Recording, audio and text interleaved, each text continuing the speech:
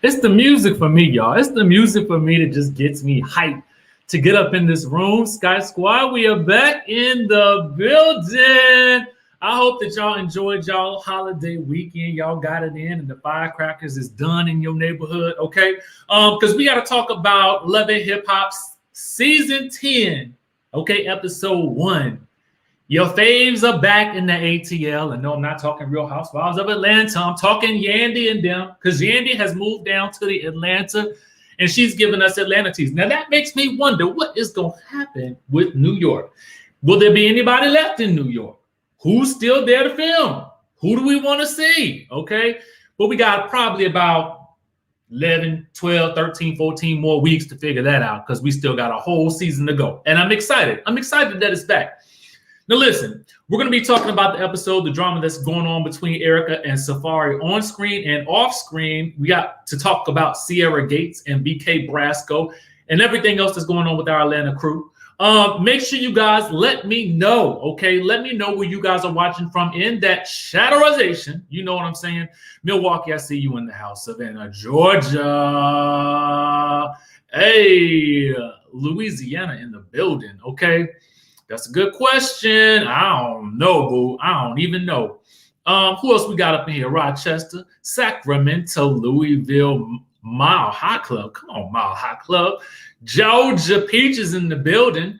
Dallas, Texas, Alabama. I see you. Oh, Jersey.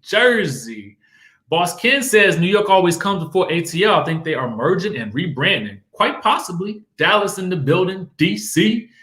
Vegas, North Carolina, Columbus, Glasgow, Scotland in the building. 305 in the house. 305. Listen, y'all be careful down there with that good storm coming.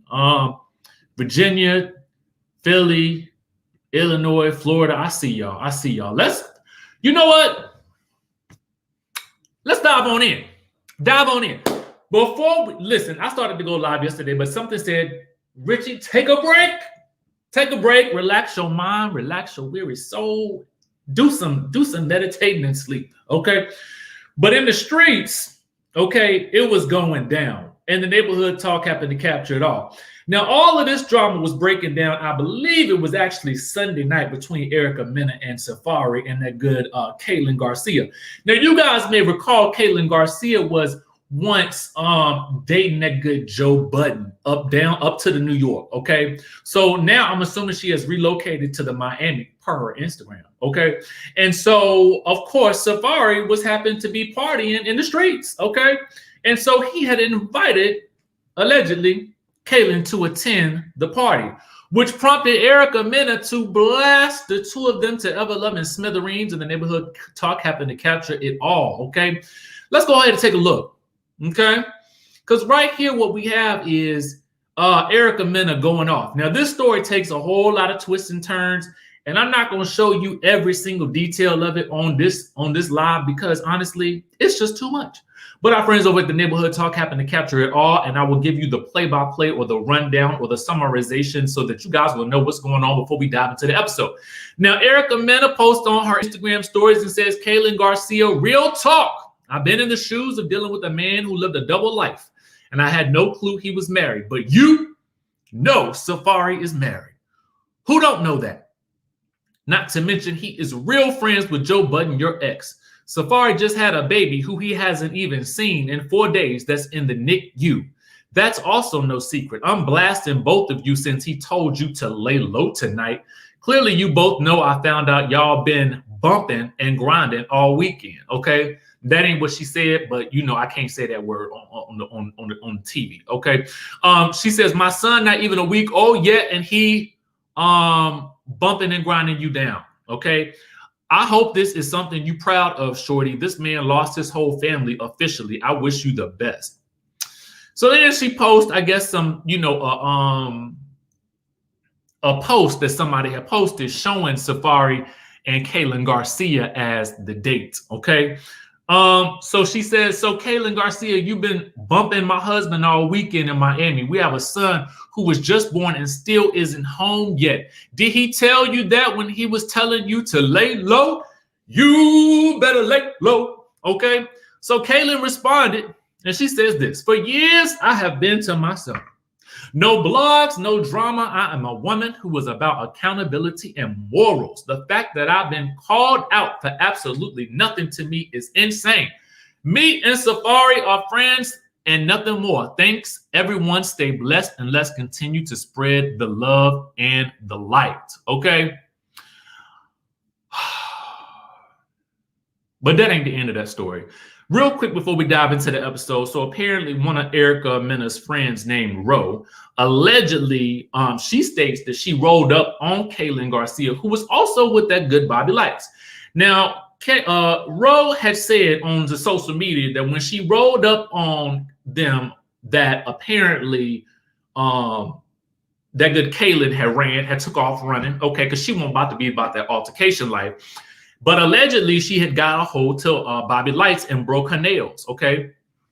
Now, I don't know whether or not what she did to him, but Bobby Lights did agree that somebody did roll up on him, but he wasn't about to fight a woman, so he didn't fight back. Okay. That's pretty much the story as it goes. But for our purposes, we're going to focus on Erica and Safari and the mess that they are continuously in. And I would just implore these two people, and I never say this, except when I need to.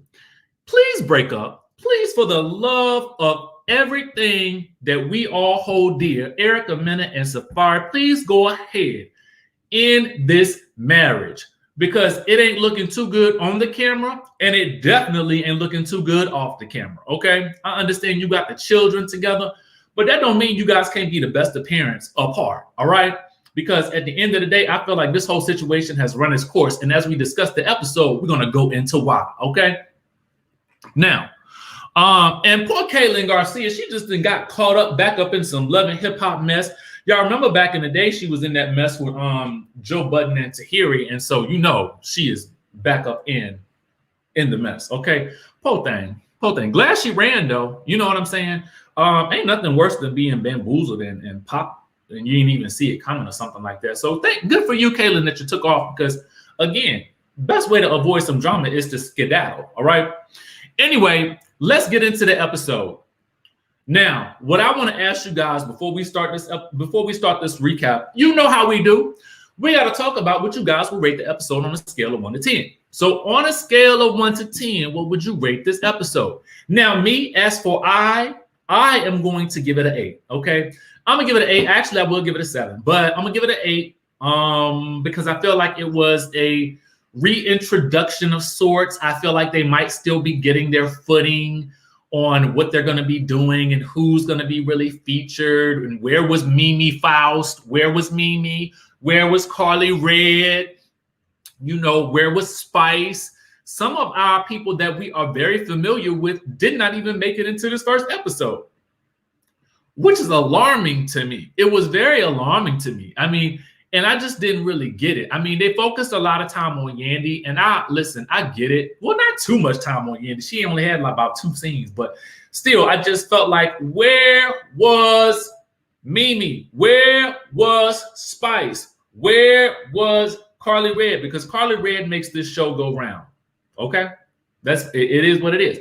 Having said that, it wasn't a bad episode. It just didn't give me everything that I wanted and needed. But I think we're going to get a lot more of that next week. Okay. Let's get into it. Okay. So in the first thing that I noticed with this first season, and you guys let me know in the chatterization if you guys noticed this. Oh, Cherie said Mimi is not coming back to the show. Okay. Well, there's that. And thank you for that update, because we needed it. All right, so listen. I noticed, and if you guys noticed this too, I noticed that they were sitting down in their confessionals. Now, typically, when you are watching a Love and Hip Hop confessional, you know, everybody be talking like this, right? In their confessionals, everybody be like this. And I feel like they be standing up when they do it, okay? Conversely, when you're watching like a housewives show, they are sitting in a confessional, something like this. They're always off to the side. Okay, they're off to the side a little bit, and they are talking like this, and they might put up a hand or whatever. But last night, I noticed for the first time ever, and y'all let me know, okay, if this is something new or not. But they was sitting up in them confessionals. I mean, I got on short, y'all, so don't be alarmed. But Rashida's leg was hitched up to here, and she was. I mean, I was like, oh, they sitting down now. So that was the first thing I noticed. That was something new.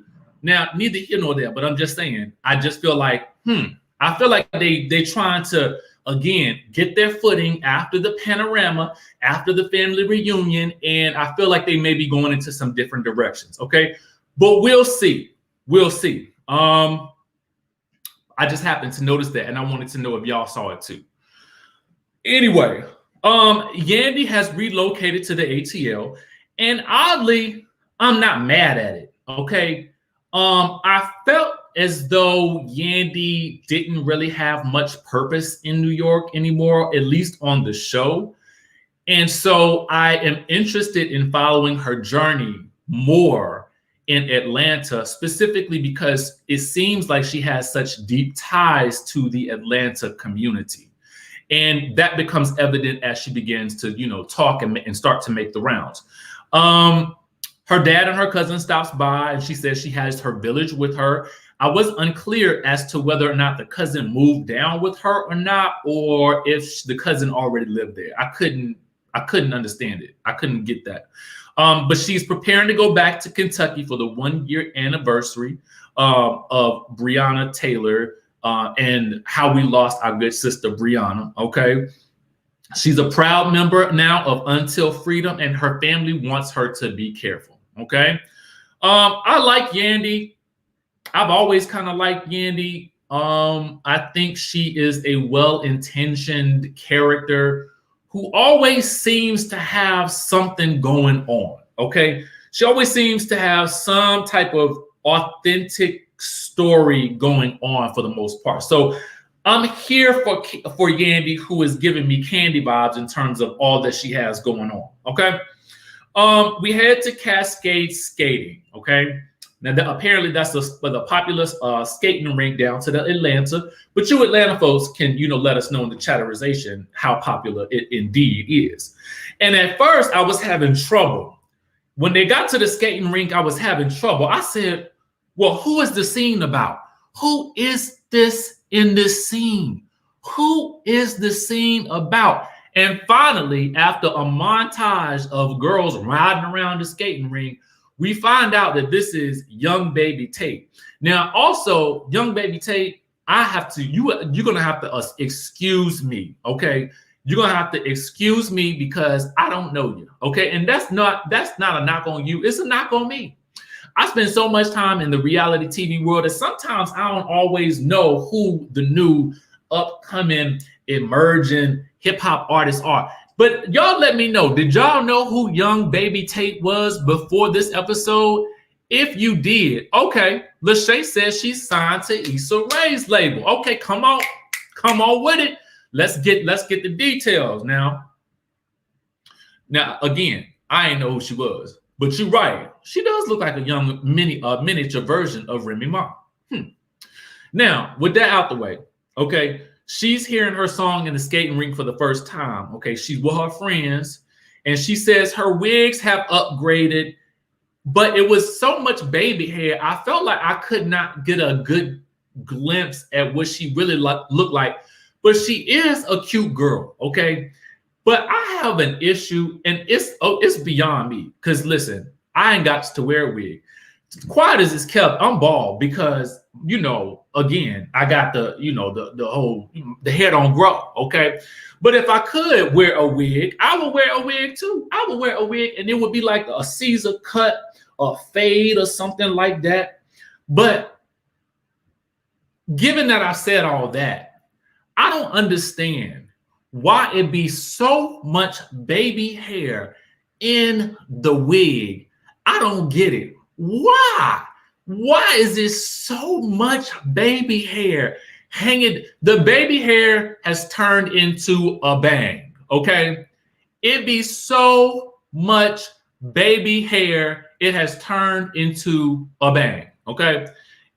Which confuses me a little bit. Anyway, I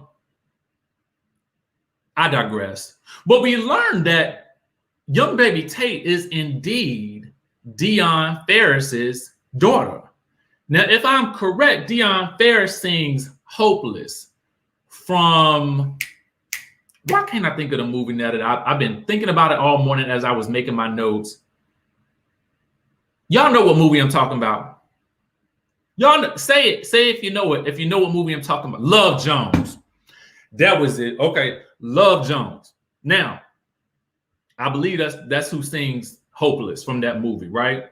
Okay, boom, bam. Y'all be on it. Y'all be on it. Y'all be on it. Okay. Y'all be on it. Okay. Anyway, so that was interesting to me. And I wish that they had led this conversation and this introduction with that fact right there, because then I would have popped up quicker and started taking notice and started looking up this young lady's music. Anyway, we learned that she's going to be headlining South by Southwest, but I got some questions about that, and we're going to get to that a little bit later, because I was like, is South by Southwest happening this year? I didn't know, but we're going to get back to it. Anyway, she determined to win a Grammy too. Bambi, we at the Bam's house. Okay, she got she's expecting a baby. Okay, with that good Scrappy. This happened during the family reunion, which I admittedly did not watch, had no interest. But you know, I'm here for the regular season. Okay, Sierra is visiting and having some wine with her vodka. I ain't never heard of such, and it sounds like a dangerous combination, because low key, if you put vodka in champagne, that's a dangerous combination too. And that'll send you over the edge right there. But I digress. Mena is coming over to visit. She says that Safaree doesn't really want to be bothered with her. Duh. She complains about how hard marriage is. Why is it so hard? It's hard because you married the wrong person. Okay. Bambi isn't really talking to Scrappy right now. She's exhausted. Sierra says she has to love their husbands too, so she can't down either one of their husbands. But Sierra does advise Erica to stop the tweeting between her and Safaree, because you know it's confusing. Now, Sierra, you might have to take your own medicine on this one, okay? Because you and the BK had been doing some, you know, tweeting of your own. All right. Erica's unsure about whether or not she wants to stay. Now, based on what did happen in Miami this past weekend, okay, I don't even know why you bother calling them out, because I just feel like y'all been on the path to divorce for a long time now. So who cares what he's doing at this point? I mean, why? It's time to move on. But anyway, we gonna pretend like we in the real time on the show and not the real time in real life from this point forward. Okay.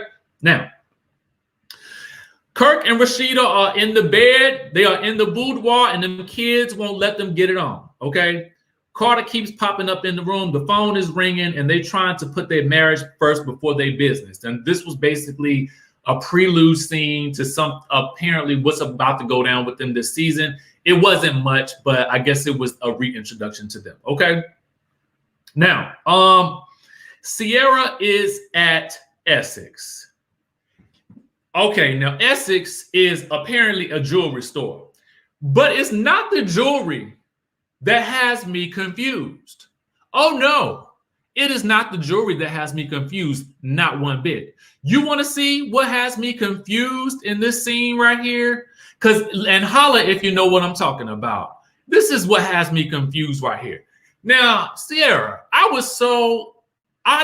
speaking of wigs, now listen, again, I don't know what it is like to go get a wig put on your head. But in my mind, you are getting the wig because, one, you could be doing a protective style or some type of protection for your hair. Two, it's a great way for you to switch up your look should you ever want to. And three, the wig should already come styled, so you probably want a particular style that day, and you going for that. You're gonna rock that style. Now, Sierra says and I'm sorry to digress with this because I could not focus on the scene because her part was down here. Okay, the part was back here. Now she say on her Instagram, she says, "I love my hairstylist, but this day I kept saying I want a really deep part." And she showed my butt. Okay, y'all leave my hair alone. I don't have Twitter, but they say y'all taking me out. So I'm happy she could really take a joke on this one because Rashida says it's a layover.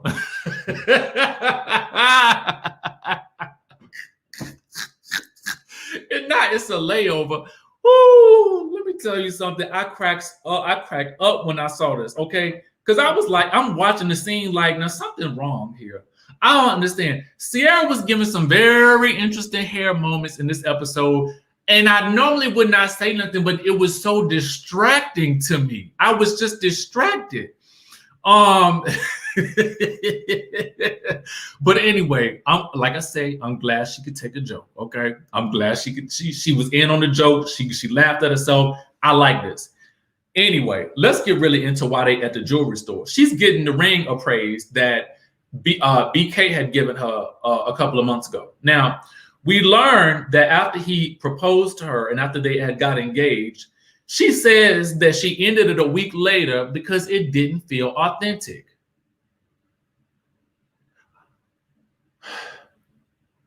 So let's break it down. The man proposed to you in front of your family and friends. He does give you a $60,000 engagement ring. What didn't feel authentic about that? $60,000 is not. That's not some chump change right there. Okay, I don't know, but it was shocking to me. So come to find out, none of her family actually liked him. She confesses that she fell out of love with him, and he was allegedly cheating a lot. Okay, but she's still checking his page. Can I tell y'all something? When you break up with somebody, break up with their social media too. Stop checking their pages. Actually, you should not even be checking the page of anybody that you don't like. Why are you on their page to begin with? Some people just love to be affected, okay? Some people love to be up in arms by people that they supposedly don't even like. Some people can't let go of past relationships. If you were so bored with him and you moved on with Eric so fast, why are you still checking his page? And why are you admitting it on national TV when you already got a new man? I don't understand that, okay?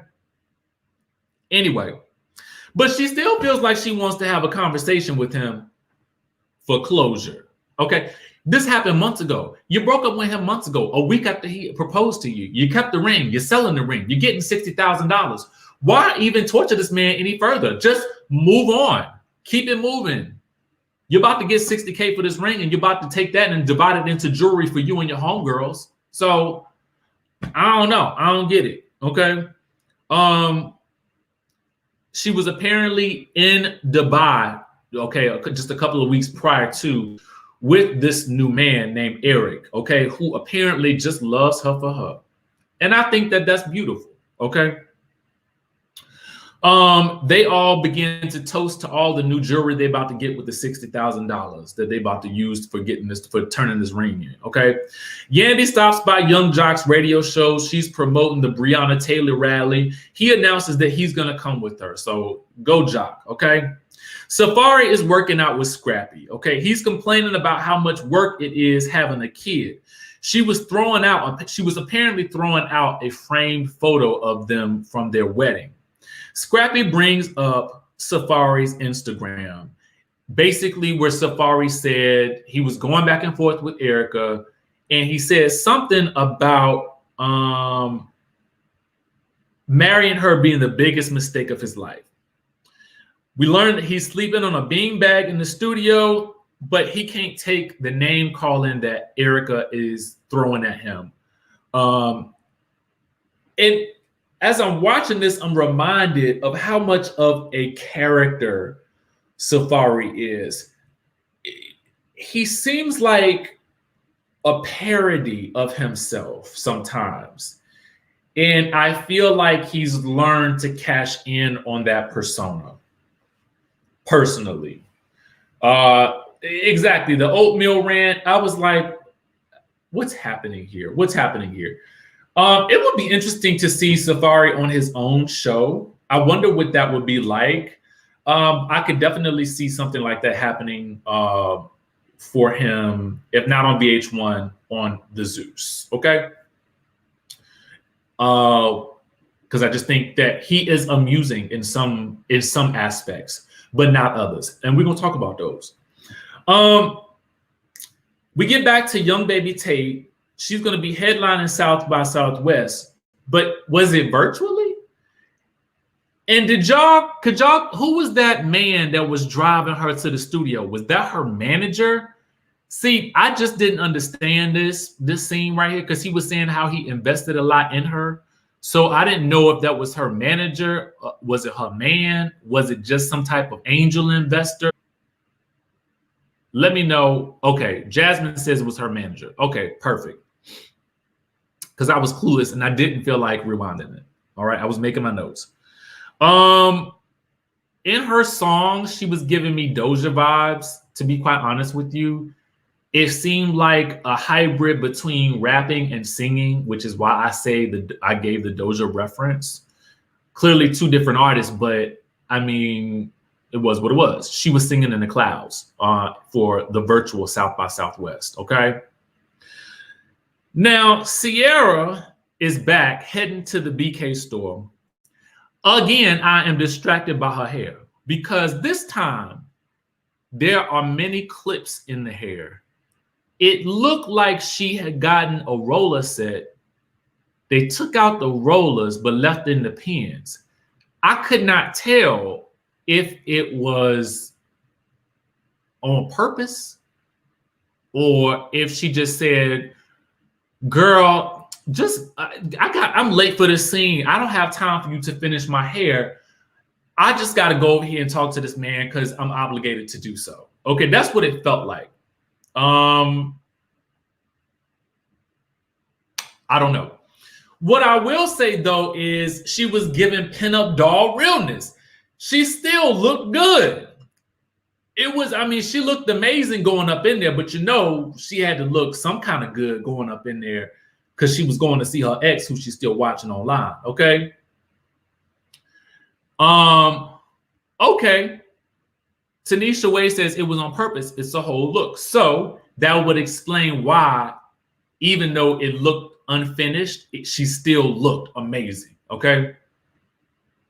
Now, she gets there. BK has been making posts about her on social media, which of course she has seen because she's been following him. But it does remind her of how toxic the relationship was. She is there to shop as well because he apparently has a clothing store. But he's clowning her new boo's style, saying that, you know, she needs to upgrade his style. They immediately begin getting into it about who had been cheating and who wasn't. She finally says that she's sorry and that she's been telling him for months that she was bored. Something about this breakup don't seem authentic, to use Sierra's words.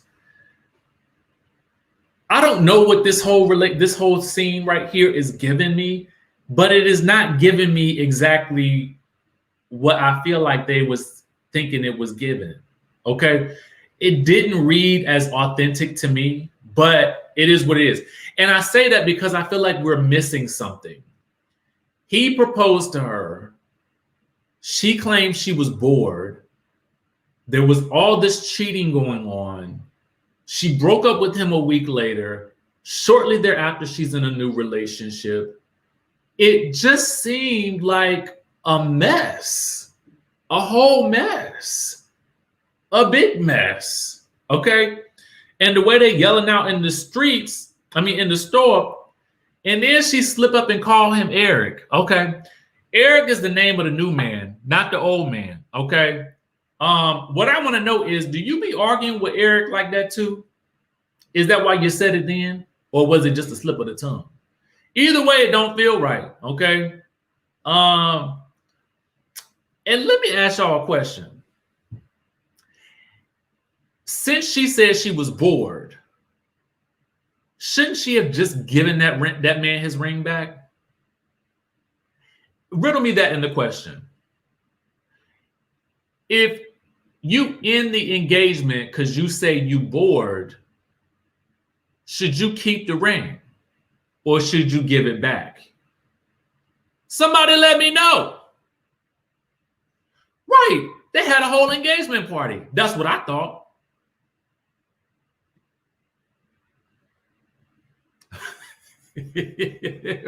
Wendy.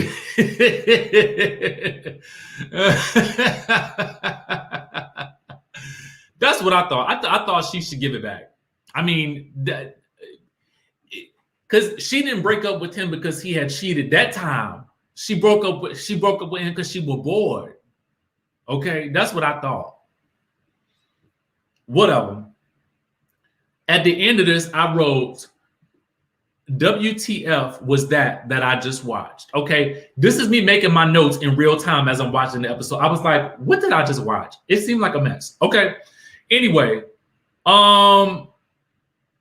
we get back to Erica and SAFAREE. Okay, SAFAREE basically wants to avoid being in a serious marriage. Okay, and in my notes I wrote, he needs to grow up. Okay. He's like a man-child, okay? SAFAREE is like a man-child. Thank you for this super chat. Deuce Esquire says, all I'm saying is y'all better be glad Warren Dixon didn't come, okay? Best to be glad, but he'll be back next week, okay? Moving on, SAFAREE is a man-child. I don't feel like he wants to grow up. I don't feel like, and quiet as it's kept, I feel like, again, you probably never should have asked this woman to marry you. I don't know what he thought marriage was. I think that marriage for a lot of people is an opportunity to elevate. It's an opportunity for you to build something with someone together for a lifetime. It is not something that you pick up and put on a shelf. It is a commitment that you're making with another person to build not only financially, spiritually, mentally, sexually, and financially, and in so many ways. So to me, if you're not ready for that level of elevation because you feel like you're fine on your own, you should probably not even get married and not waste anybody's time. Okay, that's my thought on that situation. But because it hasn't even been a year and they are already sleeping separately. Okay, he notes, he walks back into the house and Erica comes in for an uncomfortable scene that they were forced to film together. And I'm gonna tell you why I was forced in a minute. Okay, they have a very passive aggressive conversation about where he's sleeping and if that's comforting for him. And then they get into the current state of their marriage. She's upset because she basically feels like he's not picking up his end of the bargain with taking care of the household, helping her with the baby, helping out in any way, shape, or form. And she's also upset about him tweeting that marrying her was his biggest mistake. He says that, oh, Twitter isn't real life. What? See, that type of stuff. Okay, let me say this. And this is a message for some of y'all, just like it was a message for me at a certain point in my life. You know, there are people that you will encounter that you may even date, that you may be dating now, who will attempt to gaslight you and make you feel like you are crazy, okay? And in my mind, that is what this man is doing to her, okay, in this moment. Because he says that Twitter, that's not real life. And granted, while it is not real life, it is definitely real when you make your feelings known and you put them on the social media, okay? That much is real. That part is real. What you said is real. It is not fake. It's not non-existent. And in fact, it exists for all posterity. It is there for anybody else to actually see anytime they want to see it because multiple people have screen grabbed it and posted it online. Okay. So it's very, very real and present. Okay. Camilla, thank you for the super chat, who says the argument just reaffirms why Nikki dumped him, why Juju passed on him, and why Erica is leaving him. That big slong ain't worth the headache. Okay. And that is something else. Y'all got to be, and as in general, people need to be real careful about the person that you choose to be with for the rest of your life. you know, the way a person looks and the physical attributes about a person are really a small part of what it takes to build a long-lasting, lifetime relationship with someone. Because those things, honestly, you could have found anywhere, to be quite honest with you. But it is really the true friendship and the true connection and the true commitment that you guys agree to and build together that is really going to make the marriage last. And that's not existent in this situation at all. Okay. He says he doesn't want another kid because it's a lot of work as well. She's tearing up because she says that she is afraid of him not wanting her. So she's clearly about to tear up. Okay. And he basically tells her to stop being so dramatic. I was like, oh my God, you are so cold. I'm a sucker for a teardrop. Let me tell y'all something. I am a sucker for a teardrop. I'm a sucker for emotion. It has probably become because I'm a Cancer. If you get emotional around me, I mean, I don't. Okay, let's fix it. What can I do? Because in my mind, why would you ever want to see your significant other in tears or crying, whether or not she could have been using that as a tactic too? But at the end of the day, I feel like as a husband, he's supposed to ensure that she don't ever feel that way. You know what I'm saying? Especially if she says in that moment, I'm afraid that you won't want me. That's huge. That's a major moment that was squoze in between passive aggressive jabs and digs and whatnot. But it was a moment that I did feel like she was trying to connect with him. All right. And he just don't give, he don't care. And he basically says that. He says he doesn't care what she does. And it don't really matter to him. Nothing matters. She could leave and it wouldn't even matter to him. So she gets up. Hold on. I got to find something. Okay. So she gets up, right? She walks off and she's like, I'm done with this scene. This is how you know they was forced to film together, because obviously, you know, it clearly she didn't want to have to be there with him. He didn't want to be there with her. And they had to film the whole thing for the purposes of having an ending scene for this first episode. So she gets up and she's like, I'm leaving. Take this mic pack off me. Take it back off me. Take it off. And she goes and she leaves, right? But then she cracks open the door because she didn't want to, you know, she didn't want to be in violation of breaking the mic pack. And she gently drops it on the floor. Okay. She gently drops it on the floor. I was like, did y'all see that? Did she crack that door open and gently just place that thing down on the ground? Listen, because these mic packs, they expensive. Okay. They are expensive, but she knew not to cause that type of scene because she didn't want to have to pay no fines. Okay. Bruce says this season premiere sets the tone for the season. Carly and Spice to be in all remaining episodes. Season premiere was not it. I agree with your earlier statement. They be standing in their confessionals. Thank you, Bruce. Appreciate you. Okay.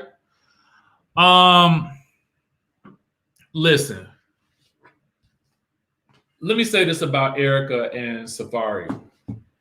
I don't think either one of these two people are perfect in this situation, and I think that they both have serious growing to do. She's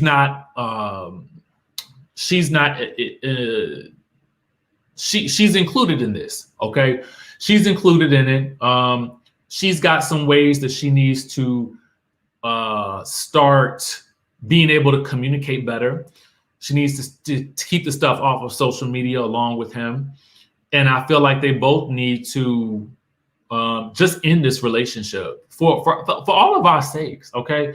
Because it's really toxic to watch, to see it play out, and you just would hope that they would just go ahead and end it, because it's given me a little bit of Ray J and Princess vibes, and I just feel like I don't want to see this play out in that same way.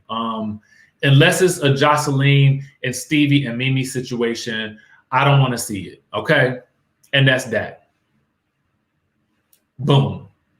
Bottom line. So that is Love and Hip Hop, y'all. The new season has just begun. We got a lot to get into. Okay. It's about the pop, lock, and drop. All right. Potomac begins on Sunday night. The part 2 of the Married to Medicine reunion is Sunday night. We also have the encore coming up on Wednesday. So we got a full week, y'all. We got a full week and a full weekend. Listen, that's the news for today and the recap for today. Make sure you guys subscribe to the channel. Keep it locked. And if nobody has told you today, your boy loves you, go tell somebody else, make their day. And I will catch you guys in the next video.